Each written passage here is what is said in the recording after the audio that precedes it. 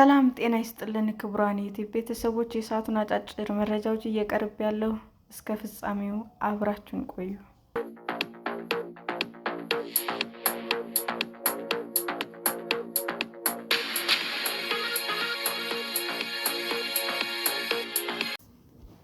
ሜታ ለኤአይ ከፍተኛ ገንዘብ በመመደቡ ከ8,000 በላይ ሰራተኞችን ሊያሰናብት ነው።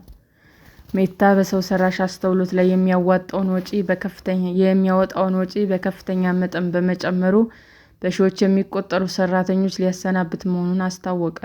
ኩባንያው ሐሙስ ዕለት ለሰራተኞቹ በላከው የውስጥ ማስታወሻ ላይም የሰው ኃይሉን በ10 በመቶ ለመቀነስ ማቀዱን አስታውቋል። በዚህም 8,000 ያህል ሰራተኞች ስራቸውን ሊያጡ ይችላሉ ተብሏል። ኩባንያው በሺዎች የሚቆጠሩ አዲስ ቅጥሮችን ላለማከናወን መወሰኑን ይፋ አድርጓል። ሜታ ሰራተኞችን ለመቀነስ የወሰነበት ቁልፍ ምክንያት ሰው ሰራሽ አስተውሎት ጨምሮ በሌሎች ዘርፎች ላይ የሚያወጣውን ወጪ በከፍተኛ ሁኔታ በመጨመሩ እንደሆነ ተገልጿል። ሜታ በዚህ ዓመት ብቻ በሰው ሰራሽ አስተውሎት ላይ $135 ቢሊዮን መመደቡንም አስታውቋል። ይህ ገንዘብ ኩባንያው ለሰው ሰራሽ አስተውሎት ብቻ ባለፉት 3 ዓመታት ያወጣውን እንደሚስተካከል የውስጥ ማስታወሻውን የተመለከተ ግለሰብ ተናግሯል። የሜታ ቃል አቀባይ ኩባንያ ስራዎቹን ለማቋረጥ መወሰኑን አረጋግጠው ተጨማሪ አስተያየት ግን ከመስጠት ተቆጥበዋል። ከሜታ መስራቾች መካከል አንዱ የሆነውና የበላይ ኃላፊው ማርክ ዙከርበርግ በጥር ወር በዚህ ዓመት በርካታ ሰራተኞችን እንደሚቀንስ ተናግሮ ነበር።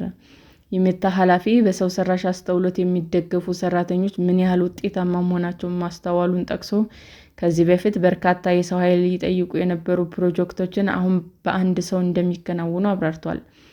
እንደሚመስለኝ በ2026 የሰው ሰራሽ አስተውሎት በአስገራሚ ሁኔታ ሰዎች የሚሰሩበትን መንገድ የሚቀይርበት ዓመት ይሆናል ሲሉም ዙከርበርግ ተናግረዋል።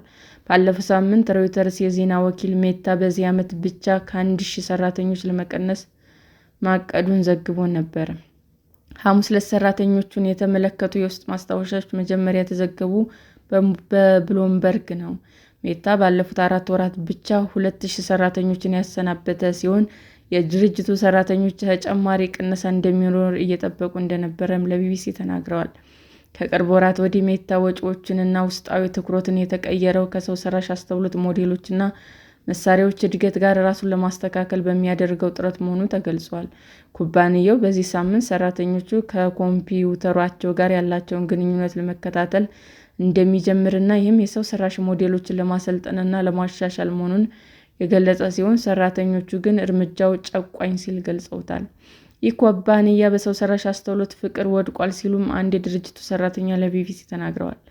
እንደ አውሮፓውያን አቆጣጠር ከ2022 ጀምሮ ሜታ በርካታ ሰራተኞችን ቅነሳ በማድረግ በ10 ሺዎች የሚቆጠሩ ሰራተኞችን አሰናብቷል። ነገር ግን ዳግም መቅጠር ጀምሮ የነበረ ሲሆን ባለፈው ዓመት የሰራተኞች ቁጥር ማሰናበት ከመጀመሩ በፊት የነበረበት ቁጥር ላይ ደርሶ ነበር። አሁን የሚያደርገው የሰራተኞች ቅነሳ ከ2023 ጀምሮ ካካሄደው ሁሉ ግዙፍ መሆኑ ተገልጿል። ሌሎች የቴክኖሎጂ ኩባንያዎች አብዛኞቹ ለኤአይ ቴክኖሎጂ ግንባታ መሳሪያዎችና መሰረተ ልማቶች ላይ ከፍተኛ ገንዘብ በማውጣት በርካታ ሰራተኞቻቸውን ቀንሰዋል።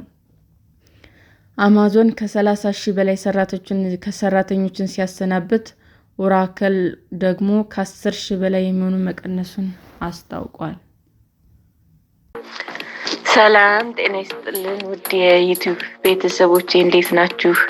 አዲስ ጀማሪ ነኝና ሰብስክራይብ ያደረጋችሁ አበረታቱኝ። አመሰግናለሁ። የዩቲዩብ አድማጮቻችን ለሰዓቱ ያቀረብኩላችሁ አጫጭር መረጃዎች ይህንን ይመስል ነበር። በሌላ መረጃ እስክንገናኝ ሼር፣ ላይክ፣ ሰብስክራይብ እንዲሁም ቢቀርብልን የምትሉት መረጃ ካለ ኮሜንት እያደረጋችሁ ቸር ቆዩን።